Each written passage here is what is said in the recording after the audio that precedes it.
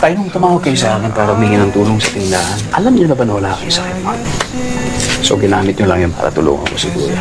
Sinamantala mo naman. Pucha. Ray, hindi ko sinabihan si tatay na hingang ka ng pera. Tay, di ba sinabi ko wag? Hindi. Ang intensyon ko lang naman tulungan yung tindahan Gusto ko, magtulungan kayo magkakapatid.